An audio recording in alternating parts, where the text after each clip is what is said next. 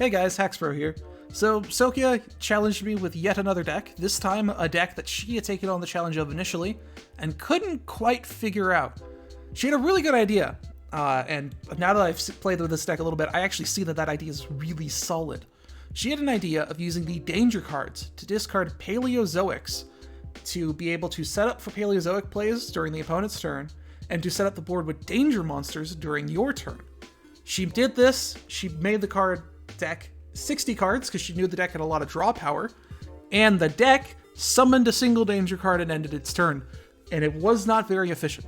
So, she handed the deck off to me and said, hey, Haxpro, can you figure out what is going on here? Can you make this a little bit more consistent? Can you make this slightly better? And I looked at it, and I initially thought, no, this is a weird idea. The Danger cards and the Paleozoic cards, I don't understand. But having tinkered with the deck a little bit and having played around with it and done a few test games, I can tell you, this was a genius idea. Excellent work, Sokia. I really like this idea. So, this deck has one goal. Well, it has a few goals, but it has one overarching gimmick to it, and that is drawing half the cards in your deck during the first turn. Which is not the best goal in the world, but it's something the deck can actually do. This is enabled via the Danger monsters. The Danger monsters all have a shared effect. You can reveal a Danger monster, your opponent chooses a card at random, and then it discards it. If your opponent discards your Danger that you revealed, you do not special summon it. If you discard something that's not the Danger that you revealed, you get to special summon the Danger you revealed and then draw a card. The Danger monsters all also have effects when they're discarded, so that enables a lot of powerful plays. A lot of the effects of Danger monsters that are still in the deck, they're really strong. Some of them are on the limited list just because of how powerful they are. So the ability for the Dangers to get themselves on the field for free, to draw you a card, and to put stuff into your graveyard has always been really strong. And this combos well with stuff like Dark Worlds, which is why some of these cards are in the Dark World structure deck. However, there's enough extra Danger support to where they can enable some really stupid plays. In conjunction with Paleos, this enables them to set up the graveyard for Paleo plays before Paleos typically have the ability to do so. The big weakness of Paleozoics right now is their age. Because they're a trap archetype, it's kind of difficult to keep constantly throwing trap cards in the graveyard and be able to use Paleo effects to get out Paleozoics. Additionally, once you've got the Paleozoics on the field, it's your opponent's turn, and you're not doing anything with them because they're all essentially vanillas that are just unaffected by monster effects. They become level 2, 1200 attack, 0 defense, normal monsters that are unaffected by monster effects. That's a shared effect amongst all the Paleozoic cards, including the ones that are in the side deck, which I'll explain in a bit. But, yeah. In conjunction with Dangers, this throws Paleos into the graveyard turn 1, allowing you to set up for much faster Paleo plays than normal. This is done in conjunction with stuff like IP Masquerena to go into stuff like Apollousa or the Knightmare monsters during the opponent's turn. The Danger cards ensure that you have enough draw power and field presence to be able to support the Nightmares, and IP Masquerena ensures that you can make plays and do interruptions during the opponent's turn. Also, push comes to shove, I do have the 3rd level 8 in here because stuff like Hope Harbinger Dragon, Titanic Galaxy is really useful at stopping stuff like Branded, as it absorbs a spell card when it's activated. Which, again, Branded, that's really strong against decks that really need their spell cards. Kashtira even struggles a little bit against this thing as well, just because Kashtira have 2 or 3 really good spell cards they kind of need. So this deck sets up for a lot of really funny plays, a lot of really powerful boards, all while looking kinda dumb. I will admit, deck is very high roll. It is kind of a gamble whether or not you'll get the cards you need, but it's fun. So let's go into the card by card. The Dangers all have that shared effect, so I'm not actually going to go into the Dangers too much. I will just explain what their discard effects are. I will note that the Danger effects to reveal, discard a card, then special summon itself if it wasn't discarded, is non-once per turn, meaning if you have a Danger Bigfoot, you use its effect, and then you draw a Danger Bigfoot, you can attempt to special summon a second one, and if you can get both of them on the field on the same turn. So, that's kind of fun, actually. It makes the deck a lot more consistent than it would be if they were all hard once per turns on that special summon condition. But you are always losing at least one card to get these things out, so it's kind of a trade-off. Danger Bigfoot's effect, when he's discarded, allows you to blow up a card on the field that is face up. Danger Thunderbird's effect, when he's discarded, allows you to blow up a card that is face down when he's discarded. Danger Nessie is a really powerful card. It comes in at about $7 a copy, which is a little pricey. But when he's discarded, he allows you to add a danger card from your deck to your hand. This can be both any of the monsters and either of the really powerful traps that we're using in the deck. Danger Zone is a draw 3, just for a little bit of context there. So yeah, really good searcher. Mothman, when he's discarded, allows you and your opponent to both draw 1 and then discard 1. Mothman is also level 4, which means he and Chupacabra can go into stuff like Babushka first turn if you really need it. We'll get into the extra deck in a bit, but just know that the levels of these guys does benefit for extra deck plays, besides the 2 limited dangers and Nessie. Nessie can be swapped out with Okapokago, who essentially doesn't have an effect because his effect to send a danger card to the graveyard doesn't really synergize with how we've built the deck. However, Okapokago is level 8, so if you want to go into the rank 8 plays more consistently, you can side him in for, like, I don't know, Chupacabra or Mothman or something. Probably Mothman, but still. Chupacabra, I have a little bit of ADD when explaining this deck. There's a lot of things that start comboing into each other really early on, so apologies. Chupacabra has the effect that when he's discarded, you can special summon a danger card from your graveyard. This is 9 times out of 10 incredibly useful, and 1 time out of 10, the first thing you discard on your turn, and it's very tragic. But normally, if you've discarded another danger monster at some point during your combos, even attempting to special summon Chupacabra with no cards in hand, discarding him will allow you to special summon one from the grave, which is just, it's useful. It's a really good effect. Danger Snake, when he's discarded, allows you to special summon him, so no matter what happens, the Danger Snake will end up on the field. He's limited to 1 just because that's a really consistent way to get a monster on the field. You either discard a random card, special summon him, and draw a card, or you just special summon him, free body, limited to 1. And Danger Jackalope allows you to special summon a danger monster from the deck in defense position, which is really strong also. That's also just a free body on the field. You either get Jackalope on the field or you get a different danger. So this one also had to be limited to 1 just because these two are super consistent. So the danger line, that's all the main deck monsters. During the first turn, these are the things you are summoning, is all these little danger cards. To help you get to the dangers, we have 2 copies of Pot of Desires. This banishes 10 cards from the top of your deck face down and you draw 2. Sokia, I know you hate this card because it seems like a really high cost. I agree it is, but I want to draw half my deck, and so getting rid of a fourth of it is kind of the way to do it. So that's a way to get 2 more cards in your hand. You can also run Pot of Extravagance if you really want to. There's a few extra deck monsters you don't need necessarily, like Cambrostra or like Opabina, and sometimes like some of the rank 4s. However, I don't recommend banishing your extra deck randomly, because if you hit something like Galaxy Eye Cypher Dragon, IP Masquerena, or Apollousa, the deck starts falling apart very quickly. So, also, if I remember correctly, Pot of Extravagance stops you from special summoning using it stops you from using card effects to draw cards, which actually turns off all the danger monsters. So no, never mind, you're not using Pot of Extravagance. Don't do it. You're using Pot of Desires. That's the correct card. I have discovered this just now. The Paleozoic cards are all trap cards that have the effect that when another trap is activated while this card is in the graveyard, once per chain, you can special summon this card as a monster. It is a 1200 attack, 0 defense normal monster that is unaffected by monster effects, and it's banished when it leaves the field. This is a shared effect amongst all Paleozoics. The ones I am running in the deck are because they are the most consistently powerful and effective cards. I feel like some of these aren't the best, and we'll get to them when we get to them, but we also side deck essentially the full copies of the rest of them in case we're in a situation where we need to, like, run them. But otherwise, these cards could always be activated at any point in the game, so they're always useful. Canadia is like the star of the Paleozoic archetype. You can target a face-up monster your opponent controls, flip it face down. Really useful effect, always good. It's Book of Moon, but a trap card, so it synergizes with the archetype. Dominicus allows you to target a face-up card in the field, discard a card, and then banish the target. Dominicus will proc the danger monster effects. So it is a discard a danger to banish a card on the field and then use whatever advantage you can gain from the danger cards. Very useful effect.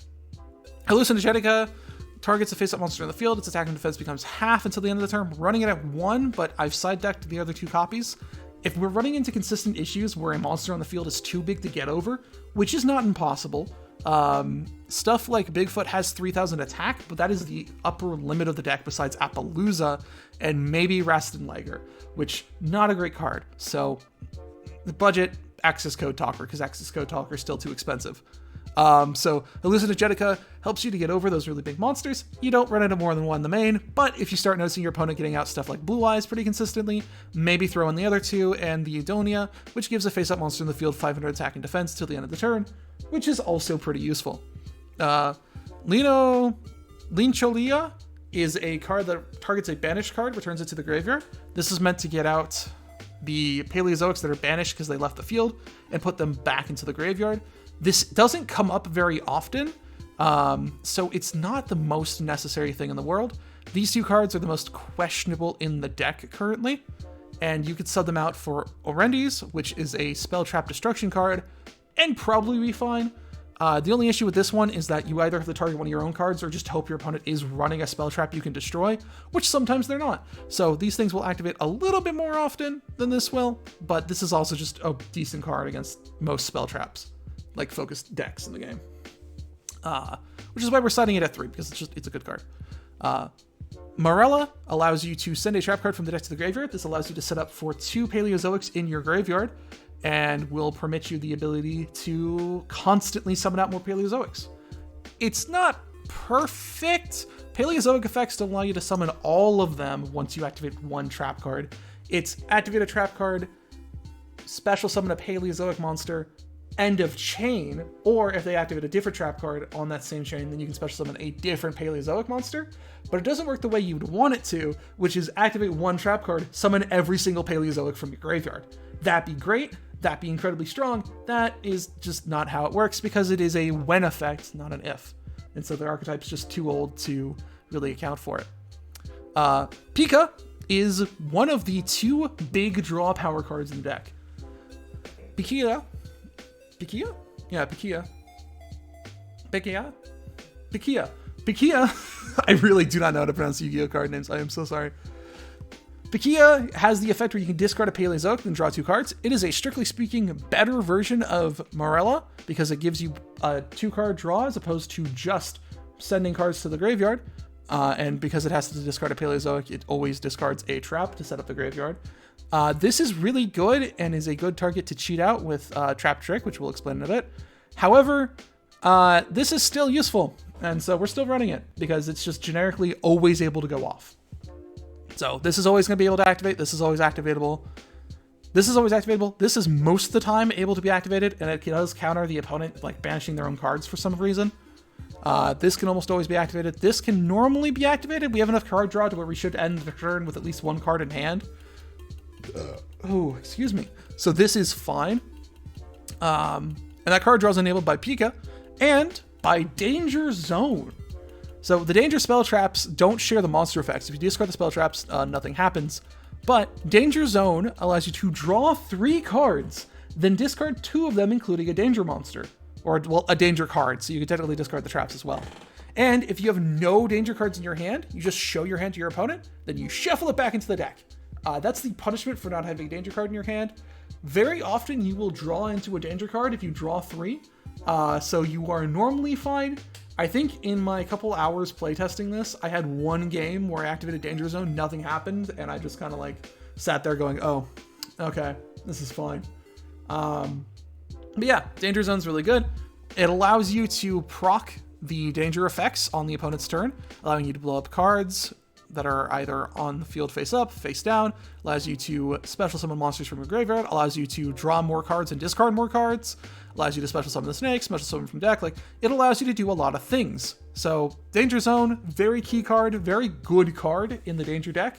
And because it's a trap, activating it will also allow you to special summon a Paleo monster from the graveyard, which is also very useful. You're in Danger is the other danger trap we're running. Reveal 3 danger monsters with different names. Your opponent randomly picks 1 for you to special summon. Shuffle the rest into the deck. During the end phase, destroy the special summon monster.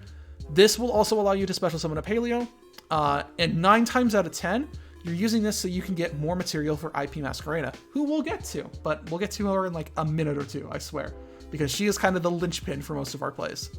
The last trap we are running is Trap Trick. This is banish a normal trap from your deck, except for itself, and if you do, set a card with the same name directly from your deck. It can be activated this turn, but you are locked into only one more trap activation for the rest of the turn. This does not include the special summon effects on the Paleozoics, so you can Trap Trick to special summon a Paleo, then set something like Danger Zone, then activate Danger Zone to special summon a Paleo, and then like draw the 3 and then do the discard and all that jazz. It's really good. I'd maybe run it at 3 and cut like a Paleo, like Leontia or something like that. But I don't necessarily want to be drawing into Trap Trick because, importantly, this has no advantage during like the discard roundup that this has. So getting rid of more Paleozoics to discard is always better than being forced to set a card and then make these guys less consistent to get out. So that's the main deck. We're going to be getting these guys out first turn. We're going to be special summoning these guys during the opponent's turn. But why are we going to be doing that? Why would we want to special summon a bunch of little guys during the opponent's turn and monsters that blow up during the end phase? IP Masquerena requires 2 non-link monsters and is stupid strong. It is almost $20 again. And this card is always good. IP Masquerena's effect is that during the opponent's main phase, you can quick effect immediately link summon a monster using materials you control, including this card. That link summon monster cannot be destroyed by your opponent's card effects. That second effect comes in niche circumstances and is useful. However, its first effect that lets you link summon during the opponent's turn is infinitely useful. Because the Paleozoics are constantly coming out during the opponent's turn, because you're activating trap cards, which activate during turn 2 or turn 3, whatever turn you're at, you are constantly going to have monsters on the field that you can feed to IP Masquerena. Any 2 danger cards will turn into IP Masquerena, so if you need to normal summon one of the lower level ones, or if you just get 2 of the bigger ones out in the field and you're fine with it, IP Masquerena is where you go. 9 times out of 10, when you get IP Masquerena on the field, you go into either a Knightmare monster or Apollousa. We'll explain what this guy, what the Knightmares and Apollousa are first, and we'll go into Rasenlager and the Paleozoic later. But just know, IP is your first turn target like every single time. Once you're in the second turn, you might be going more towards the Galaxy Eyes. But first turn, IP Masquerena is where you're trying to end. IP Masquerena on board, Paleozoics in the graveyard, a trap set, maybe Hope Harbinger, Dragon, Titanic Galaxy on board as well, if you're lucky. But like, IP. You need IP. Boards without IP are incredibly weak in comparison. So, IP allows you to link summon during your opponent's turn. This allows you access to 4 really good link monsters. Knightmare Cerberus, when it's linked summon, can discard a card and target a special summon monster in the opponent's main monster zone, destroy it. If it's co-linked, you can draw a card. Ignore the co-linking effects on the Nightmares for the moment, just because if you're using Masquerena to get out, it doesn't matter, because you're not going to be co-linked. But it's technically an effect. If you're able to get it off, it's pretty cool. You discard a card, target a card, special summon monster in the main monster zone, destroy it. Very cool. Knightmare Phoenix is, if this card is link summoned, you can discard a card that target a spell, trap your opponent controls, destroy it. And then if it's co-linked, draw a card. It's very good. Phoenix is considered better than Cerberus, because Cerberus can only target special summoned monsters in the main monster zone. But both these guys technically lose you a link level. Because, you know, the way links work is that, like, if you have a link 2 and then a monster on the field, you can go into a link 2 counting this as 1 monster, or you can go into a link 3 counting this as 2 monsters and the monster on the field is 1. This is why, if you have more material for it, you're probably going into Knightmare Unicorn.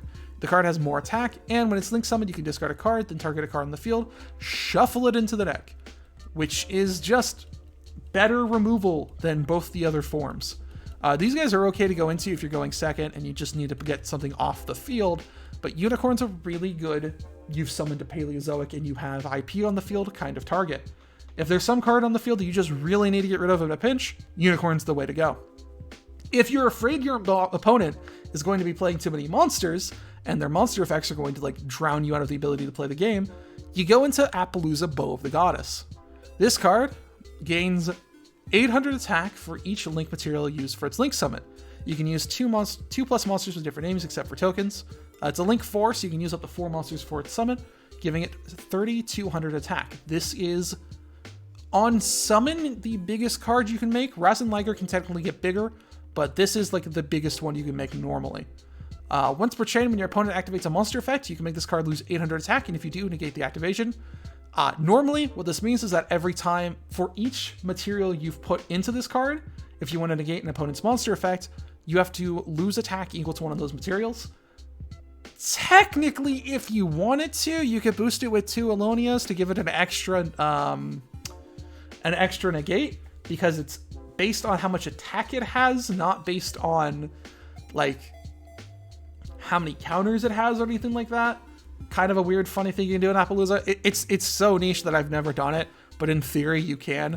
But yeah, Apollousa is monster negation. Having 4 monster negates on your opponent's turn is incredibly strong, and being able to already have that out after banishing a card, or flipping a card face down, or decreasing a card's attack and defense by half, like, or by after drawing 3 and then using danger effects to blow up cards on the field. Like, there's just so many things you set up for, and then you can use IP Masquerena to go and do even more negation. It's a really interactive deck that really starts getting going on the 2nd and 3rd turn, and it's really good. The other 2 Link monsters we're running here are Paleozoic Cambraster, which is just the Paleozoic Link. It's unaffected by monster effects. Target a set card and spell trap zones, and it's a graveyard. Then you can set a Paleozoic trap directly from your deck. It's fine. It's not good. We don't run it. We run it because it's a Paleozoic, and we can, but it's not particularly like engaging or cool to run. And I've never really gone into it because 9 times out of 10, if you have 2 Paleozoics on the field, you're going into totally awesome.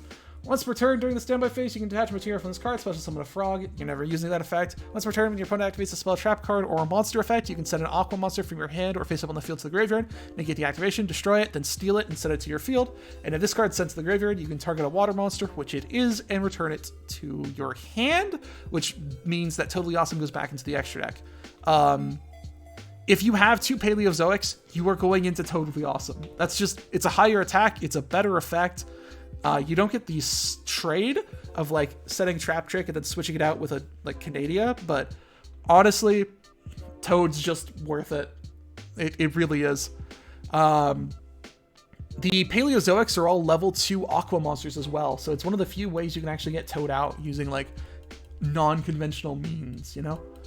I think actually Paleozoics were like the main way you got Toad out for the longest time until Sprites came around, but yeah, no, it's very good. Totally Awesome's a great card. And when you have the opportunity to, you should go into it. We have the Paleozoic 2 level 2 monster card as well. If you need to go into more traps to set up more field presence, you can totally do that.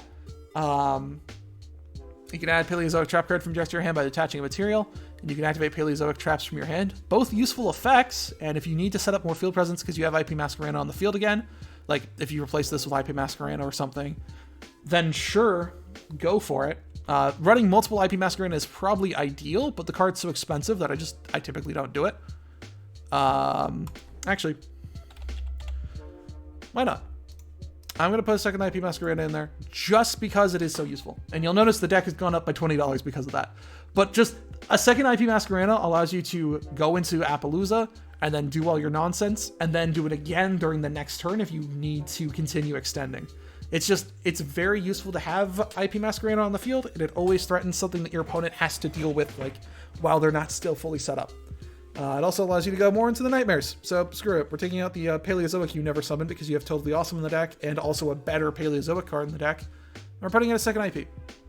Enjoy spending, $40 on 2 anime girls?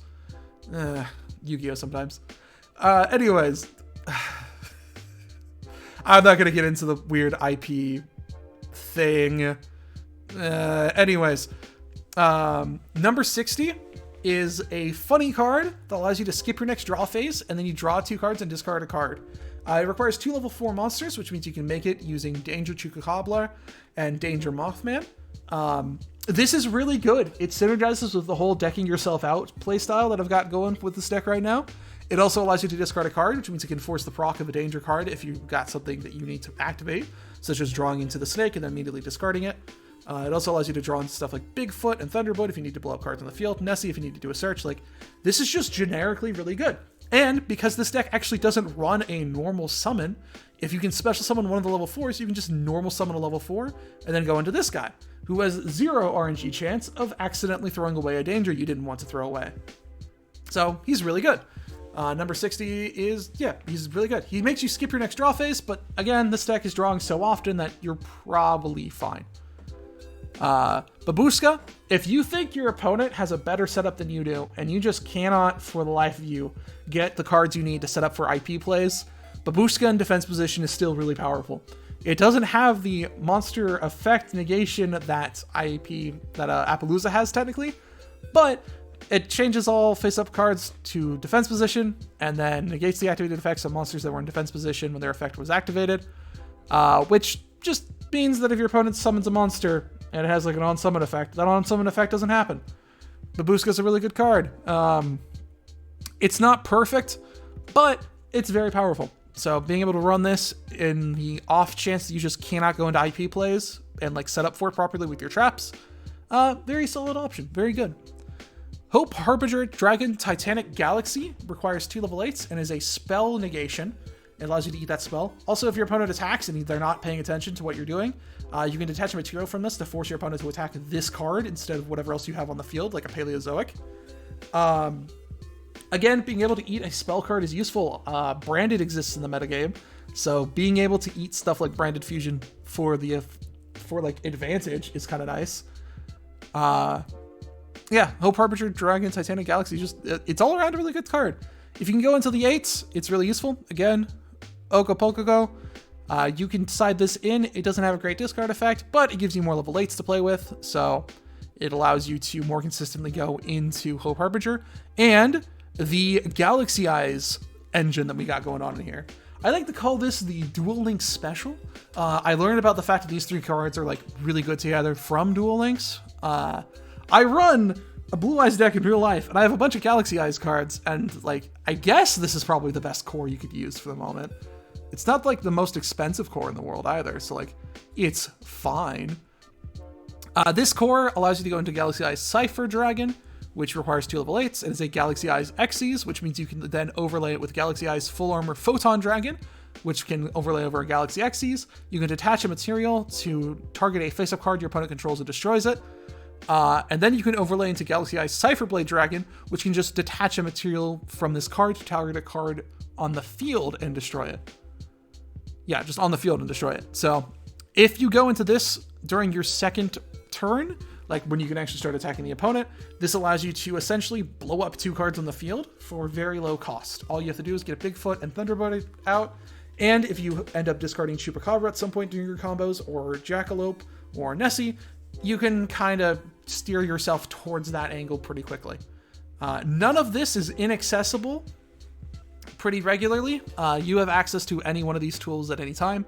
Wrestling Liger, Access Code Talker at home. I don't know if I explained him already, but he's kind of like the most disappointing part of the deck. He's very underwhelming. Target a link monster in either graveyard, discard game's attack equal to that target's attack until the end of the turn. You use this to target Knightmare Unicorn to gain like 22, so it becomes a 42 until the end of the turn. You can tribute cards this card points to target any number of monsters on the destroy cards on the. Listen. It's not the worst thing in the world, and it's Access Code Talker at home, because Access Code Talker, while amazing, is also too expensive. How much is it at now? Yeah, it's still $30. Access Code Talker is strictly speaking a better version of this, and if you wanted to include Access in your deck, go for it. However, really expensive card, and I don't really like running very pricey cards and things. You'll have noticed that when I was talking about Danger Nessie, I was already like, $7 for 3 of? That's kind of high. Access Code Talker's around my line. I have a copy of it for my Code Talker deck, but like, I don't know if I'll pick up a second one for any of my other decks, just because it's so pricey. But yeah, Access Code Talker fits in the deck perfectly as well, but Rasenlager is what we're going into for now, just because that's what we go into. Keep in mind too, you can use IP Masquerena during your turn for a Link Summon also, just not using its effect, and it will gain that inability to be destroyed by card effects, which is good. It's just generically very good. So yeah, that's the Danger deck.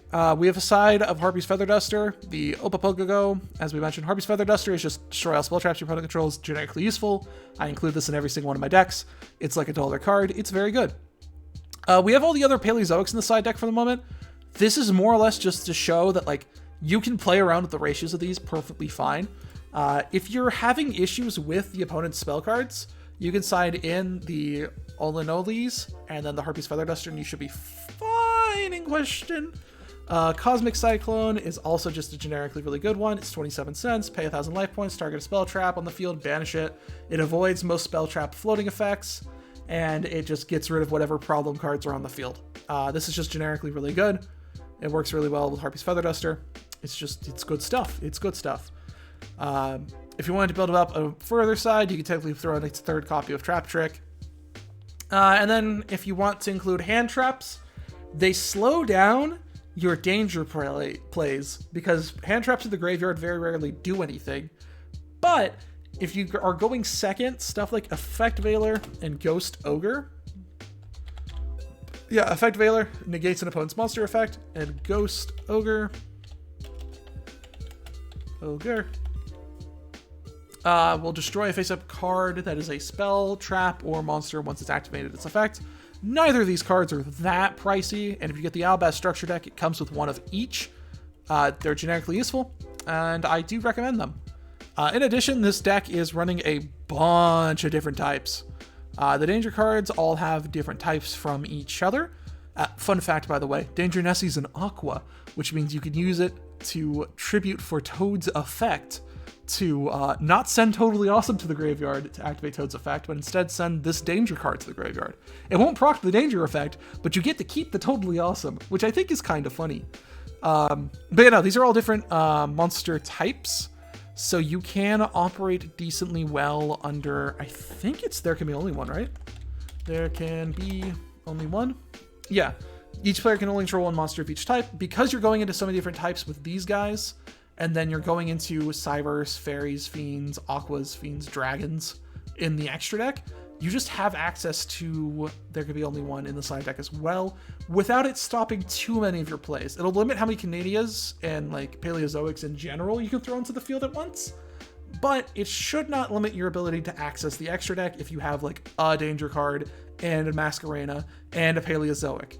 In addition, your Paleozoics can special summon off the effect of there can be only one, which means you can just get out one if you activate this card, and then it locks down the board against a lot of decks. So, generically useful. You're also running a lot of dark monsters. Allure of Darkness is an option, but I ward against this. It's a draw 2, then banish a dark monster from your hand, or if you don't have any, send your entire hand to the graveyard. This both doesn't proc the Danger monster effects, and banishes your Danger monsters, which is not at all what we're wanting to do. But technically, if you are so against banishing the top 10 cards from your deck to draw 2, you can use Allure of Darkness if you have like 2 Dangers in your hand already, and just get another Danger, get rid of whichever one you don't want to summon, and then just use this for the draw power. So anyways, that's a really long explanation of the deck, but how does it work? Let's go into a locals and see. Okay, I've given the opponent Cyber Dragon. I hope it's decent. So, we've started with this hand. This is great discard fodder.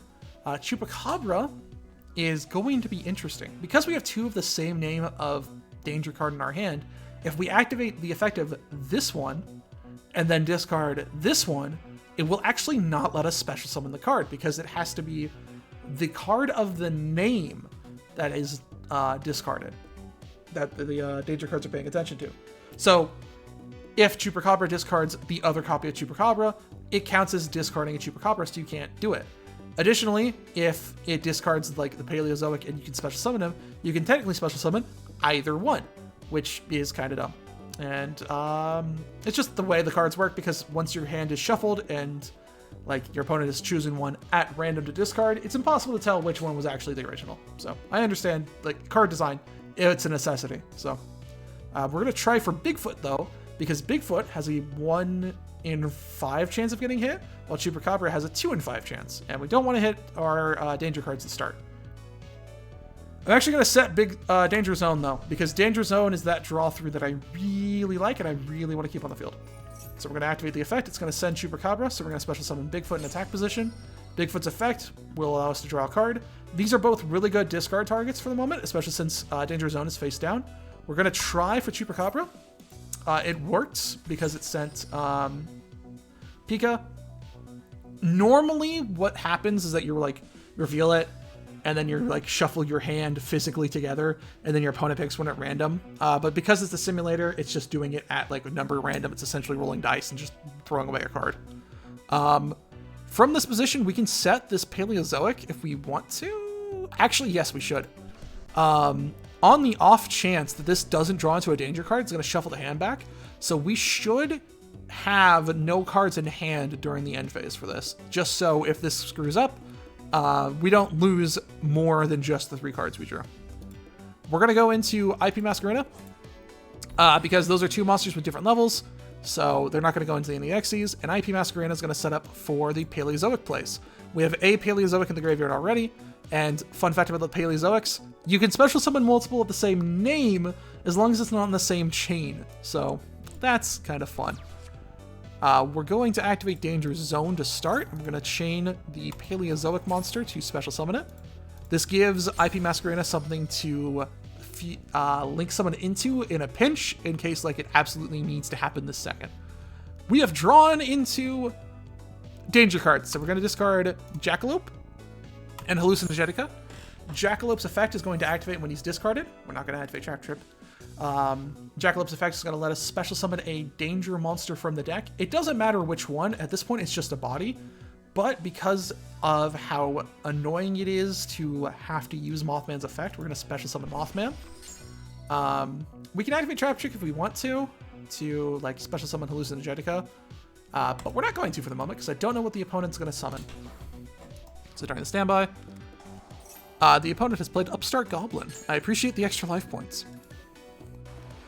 Inspector Border. I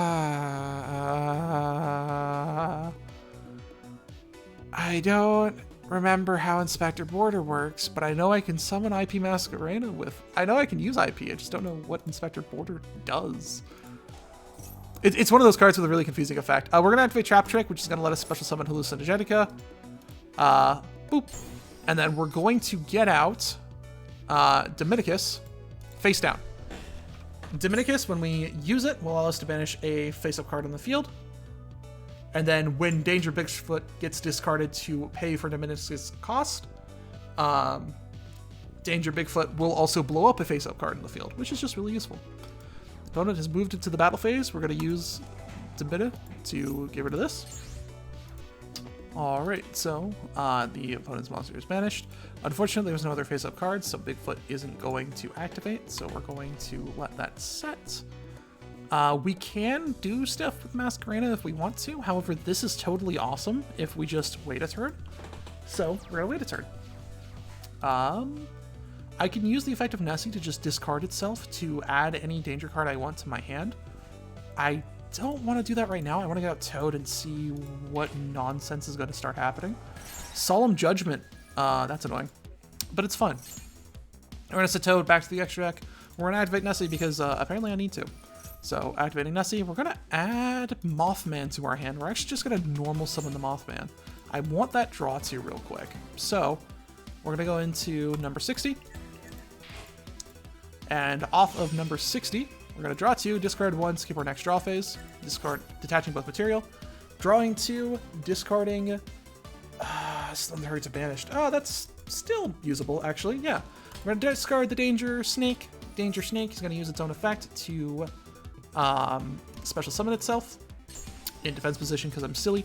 We're going to use the effect of the Paleozoic Pika to, well, we were going to use it to discard Lean and then special summon a Paleo. However, Dark Bribe exists, I guess. That's fun. I thought this was Cyber Dragon. What's happening over here? We're going to set 2. This one's going to return a banished card back to the extra deck during the opponent's turn, which is fine. And this one's going to special summon a Danger, and also both of those cards are going to proc Paleo summons, which is useful. Going into battle, we will not have our draw during the next turn, so we do have to be somewhat careful. But we should be fine. Let me see. We could technically go into a second IP, but we really shouldn't. That's a little bit dumb. Yeah, for no cost, we're just going to go ahead and return this back to our graveyard, and we're going to chain a Paleozoic monster effect to get one of these guys out.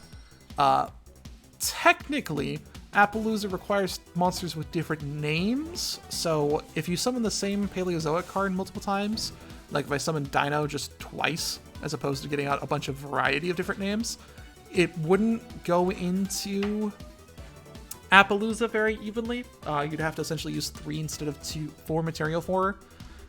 Edge case issue. It doesn't come up very often just because of how many different Paleo names we're running, but just keep that in mind as you're summoning Paleozoics. It's the opponent's draw phase. They're going to draw a card. It's Inspector Border again. I'm not having a fun time figuring out how that effect works. I'm not going to lie to you. We're going to summon Dino. And then off of You're in Danger, we're going to show our opponent 3 monsters. It's going to be these 3. They pick one at random, and then we're going to special summon it. It's going to be Danger Thunderbird. This monster is going to be used for IP Masquerena plays this turn, because otherwise it just blows up, so it's not really worth keeping around.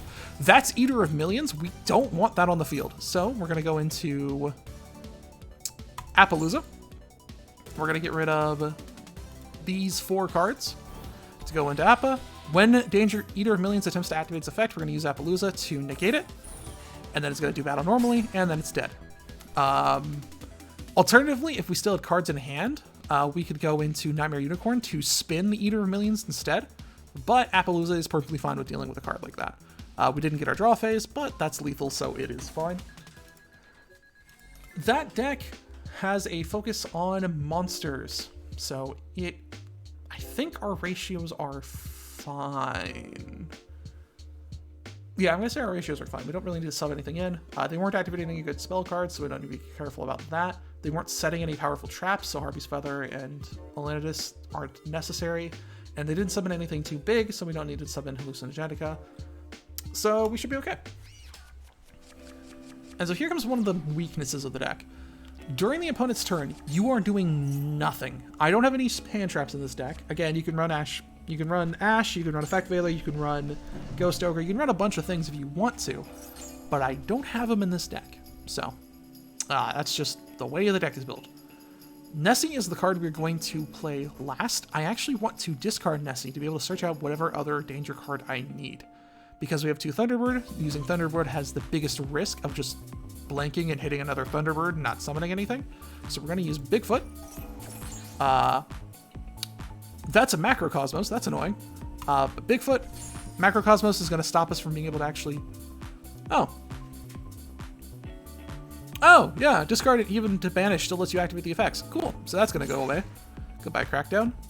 I forgot that discard doesn't actually require you to hit the graveyard, it just requires you to try to discard. Nice. We're going to attempt to summon Mothman now. Mothman hit himself, so we're going to draw and then forcefully discard Thunderbird. Thunderbird is already been used this turn. I am very silly. It's fine. We're going to use Nessie. Special summoning Nessie. We have drawn the Danger Zone. We're going to set 3. This will actually save us uniquely in this. Wait, will it? It might not. This might not actually do anything because it's supposed to return a card to the graveyard, but I think Macrocosmos is going to stop that. I will be citing in the Spell Trap Destruction after this because I did not think that this deck was going to do this, but it's fine. We're going to go into the battle phase, and we're going to attack with Bigfoot, and then we're going to attack with Nessie.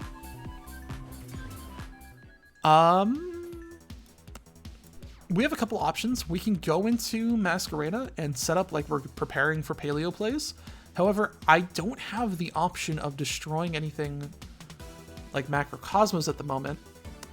What could have been smarter to do is to keep these 2 on the field, keep like Marrella in hand, and then go into Nightmare Phoenix to blow up Macrocosmos, and then just have these 2 cards set, and then start making plays afterwards. But I haven't seen Macrocosmos since before it was like limited back in the day, so I'm just not used to having to deal with it. During the opponent's turn, we're going to activate Danger Zone, which lets us draw 3.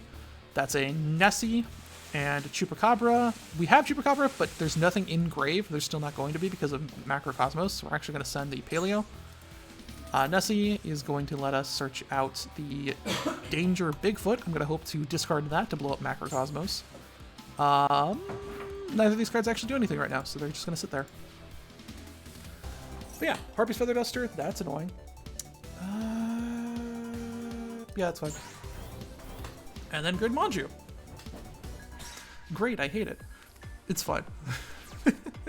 This deck was marked, by the way, as Cyber Dragon when I loaded it up. I have no idea what is happening currently.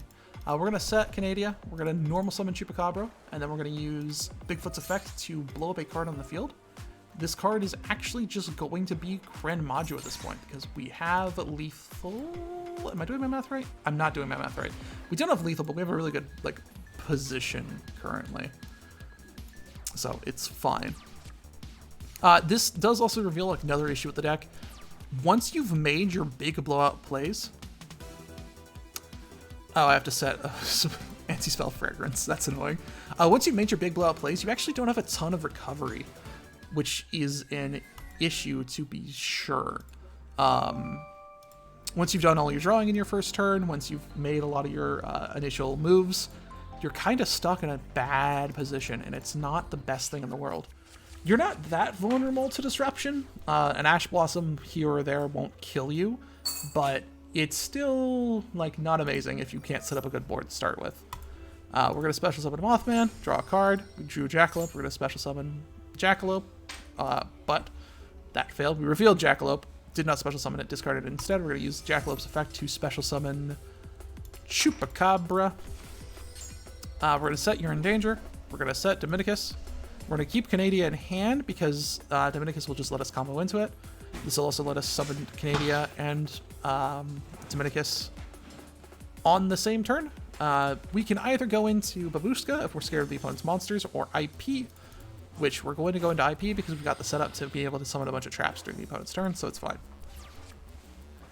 Yeah, it's fine. We could technically activate You're in Danger and put 2 cards on the field if we wanted to, but I think it's okay. We're going to activate Dominicus on just the normal summon, and then use Canadia and get out Canadia. And then we're going to discard Canadia. We're going to use nothing else for the moment.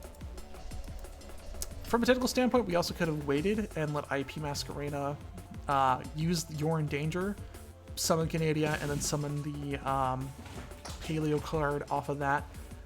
Summon the Danger card off of You're in Danger to have Link 4 material on field, but then go into like something like the Nightmares. However, not entirely necessary. So we are going to... I guess the opponent's setting force. We're going to let that end turn. Reckless Greed. Interesting. So, fun little thing about the Paleozoics, they do activate based off opponent's effects as well. So, skip your next 2 draw phases. That is rough. I keep forgetting some of these older cards exist. But yeah, we could try to Danger Snake. It will not work. It'll make me special summon the Danger Snake. So we can also just normal summon the Danger Snake. But we're going to keep him in hand because I might need to destroy a spell trap at some point. We're going to activate You're in Danger. We're just going to let special summon Dino. And then we're going to reveal 3 different boys. We're going to special summon Thunderbird out of random. Ow. I guess. Just desserts. That's mildly annoying. We're going to summon Totally Awesome because we have multiple Paleozoics on the field, allowing us to just go into this guy for very cheap. We could just normal summon him, and I don't know what the advantage would be to sending him to the graveyard, so we're just going to normal summon him. This allows us to, again, during the opponent's turn, go ahead and go into a bunch of different plays. We could also link him off during the end phase and just build Apollousa at this point, which we might do after the battle phase. Totally Awesome protects us from any traps that might be happening, or battle faders, I guess. Goodbye. And we're going to steal the battle fader. And then we're going to use Toad to send that back. And then Masquerena is going to finish her attack. And the other ones are going to attack because apparently those traps are actually just nothing. And yeah, the danger cards, like, they spam themselves out onto the field pretty easily. And they do combo with the Paleozoics in a very fun way. I do greatly enjoy, like, building out these stupid boards, having a bunch of little dudes, and then just building stuff like a full power Apollousa just for fun. All the times you can do that on the opponent's turn as well because of IP. I just haven't been very much because I haven't needed to. This is a Time Lord deck. No. Okay.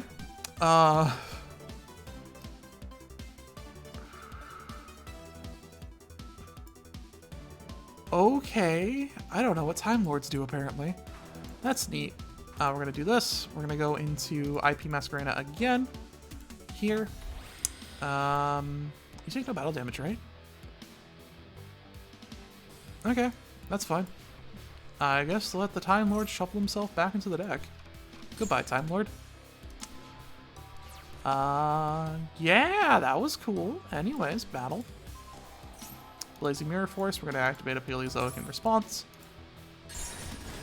That's annoying, but because we had made Apollousa using an IP Masquerena, it could not be destroyed by card effects. So, IP Masquerena was able to attack and win, which is fine.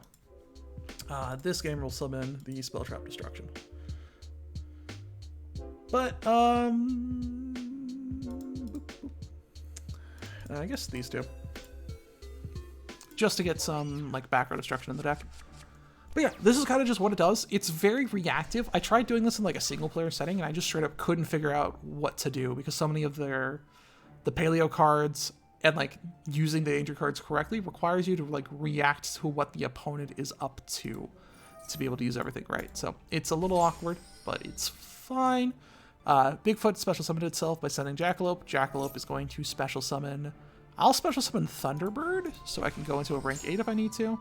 We're going to use Mothman's effect to special summon himself. That draws us into a You're in Danger. If this was another danger monster, we could end with a board that has IP and Hope Harbinger. However, I'm going to assume that there's like a black dark hole or something that's going to come up. So I'm going to summon Hope Harbinger and let this guy just sit here. We're going to set 3. I don't necessarily need to set You're in Danger. Go into the battle phase and attack. And then we're going to go into the end phase and let the opponent take their turn. Again, very reactive deck, so I don't necessarily know what we're going to be doing here. Right, Time Lord. I guess do your thing and then go away. And then we're going to special summon Canadia from the graveyard. And then, to emphasize the effect of the Paleozoics, we're going to use this card to blow up this spell trap. It's Chain Strike. We're going to use Hope Harbinger to negate that. That also reveals a kind of a weakness of the Paleozoic effects as well. If you activate a trap card and then immediately they respond with like a spell or something like that, or a monster effect, because it's up the chain, you've missed the timing for the Paleozoics and they will not special summon themselves out anymore. It's not the worst thing in the world, but it will come up sometimes, and it's very, very weird. It's because all the monsters say once per chain when, as opposed to once per chain if. It's just the weird eccentricities of this deck. Or the Paleozoics in general, I guess, but yeah. Attempt to summon Bigfoot, failed. We're going to use You're in Danger instead. We're going to chain onto that a Canadia summon. We're going to summon out, because we have a level 4, we can get out Chupacabra, or Mothman, or Bigfoot. Bigfoot's the big one. The other two are just going to be able to go into the 4s if we need to. We're going to set a You're in Danger. We're going to go into Totally Awesome with the 2 Paleozoic cards we have. Fun fact about Toad, when you use Paleozoics to get out Toad, the Paleozoics no longer count as being on the field, so when Toad disappears, the Paleozoics don't banish themselves, but instead go back into the graveyard, which is just a pretty neato little way to get around issues. We're going to go into IP because we have a trap down, which means we're going to go into 2 more monsters during the opponent's turn. This should be lethal, except for I forgot what was happening. During main phase 2, we're going to use this. We're going to use Totally Awesome to steal the Time Lord. Or not steal the Time Lord. I don't know how Time Lords work. This is fine. We still have all the traps and everything, so we're good. So draw phase, standby phase, goodbye, guy. Hello, guy. We're going to use You're in Danger. We're going to special summon Canadia off of that. to get him back out. I would like to summon Bigfoot or Nessie or Thunderbird. It's going to give me Bigfoot. This is enough to make Apollousa. It's enough to make a couple things, but Apollousa is the big one. We're actually just going to straight into Apollousa at this point because they're threatening Time Lords, and I don't want to lose half my life points. We can make Apollousa with 3 materials because as a Link 2, you just can do that. It's going to attempt to activate its effect. I'm not going to let it. It's going to go to 16 attack, but that is fine. Harpy's Feather Duster. A magical cylinder. That's fine. We're going to go into the end phase, and we're going to let the Time Lord shuffle itself back into the deck. Please don't summon another one. You summoned another one. I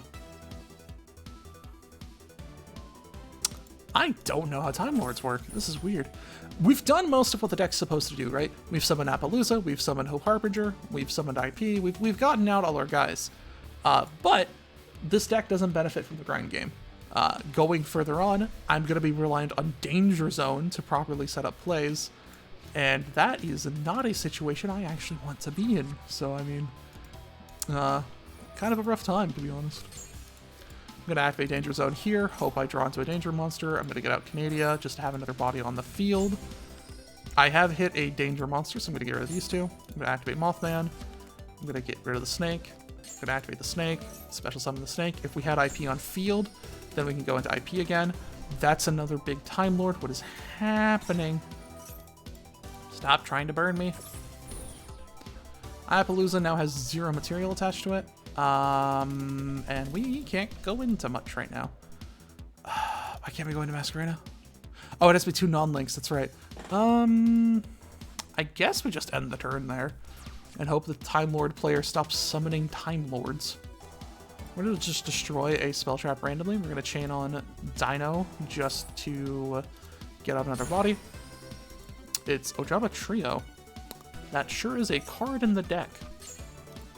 We're going to activate Danger Zone, which is going to let us get out another Paleozoic. We're going to discard a Paleozoic and Nessie. We're going to activate Nessie to add Thunderbird, I guess. I don't know what we're going to get, what gets around the Time Lords. That's really annoying. Cannot be destroyed by battle or card effect. What it can be destroyed by, however, is Knightmare Unicorn. Well, I guess it can't be destroyed by Knightmare Unicorn, but it can be spun by Knightmare Unicorn. So we're going to use this depleted Apollousa and these 2 defense position Paleos to get at Unicorn. We're going to be using the effective Unicorn, discarding Thunderbird to get rid of the Time Lord. We're going to be using the effective Thunderbird to get rid of the back row. We're also then going to Pot of Desires, because we just need something. This is something. Nessie is going to special summon itself after the reveal. We're going to attempt to get out Mothman. Mothman's going to special summon itself, and then we have a lethal damage. That took a long time to get to, and again, in a normal duel setting, you may have already been dead by the time you've done that kind of recovery. But you can also technically do all that in your first 2 turns, so I don't know. It's a fun deck. I do really enjoy it. I don't know if it's like meta or anything, and I don't know if it's worth its cost, but it is fun to play around with and mess around and like use.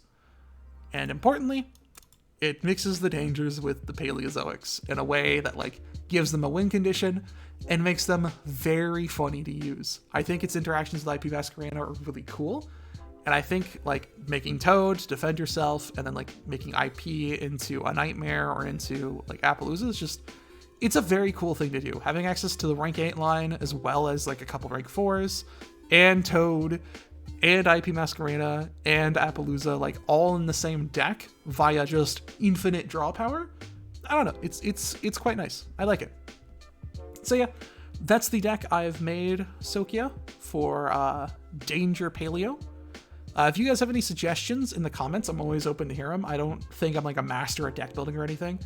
If my inclusion of only 2 copies of Trap Trick is like a sin to you, please let me know. But in general, I think this is probably the best you can make it without blowing like massive amounts of money on the deck. We're already spending like an extra 15 on a second IP Masquerena, which debatably is needed, but If there's a Link 4 that you can think of that doesn't cost like $30 like Access Code Talker does, then that's clearly an improvement. If money is not an issue for you, then yeah, you can include stuff like Access Code Talker, no problem.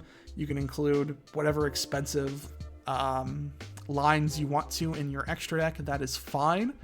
But just know that like you have access to the rank 8 lines, you have access to rank 4s, you have access to rank 2s, and you have access to IP and whatever Link monsters strike your fancy.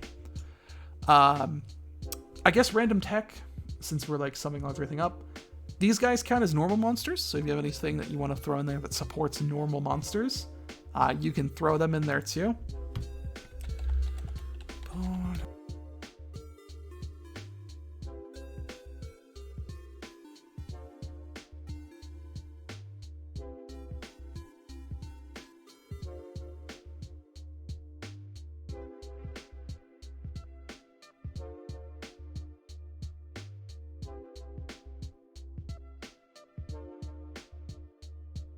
Like weird little text. I debated adding a few different normal cards that just support normal monsters in general. What is it, like, not Regeki Break, but like normal monster. It's like a trap card. I know it when I see it. That like when your opponent attacks you, essentially mirror force everything besides your normal monsters, which works better in like a more of a pure build, but it still technically works here too. We may not find it, which is fine. No, there it is. Just to break. When your opponent declares an attack on your normal monster, destroy all monsters on the field except for attack position normals. This works with the Paleozoics, and if you wanted to include that as a funny nuke on the field that your opponent just is not expecting, because nobody expects you to run just to break, you can totally do that. In addition, you can activate this card and then chain onto it a Paleozoic summon just to mess with your opponent a little bit more. So yeah, there's a lot of ways you can take the deck. I've taken it this way just because I want to focus on the draw power that you can get from Dangers and from all the Paleo and just like generic draw support you can get. If you want to take it a different way, go for it. But this is how I found Danger Paleo to be. So yeah, again, thank you for watching. What was the thing we did last time? I think we had like a phrase to put in the comments last time. Leave a comment, Danger Snake, if you've made it this far. Danger Frog, actually. This is technically now in the Danger deck. Leave Danger Frog with like the question mark and exclamation point that Danger Snake has in the comments if you made it to the end. Thank you guys for watching, and I'll see you guys later when I think of a new deck, because I can showcase the other ones I have, but this is the last of the I Challenge You to Make a Thing series that I've got going on. So yeah, see ya.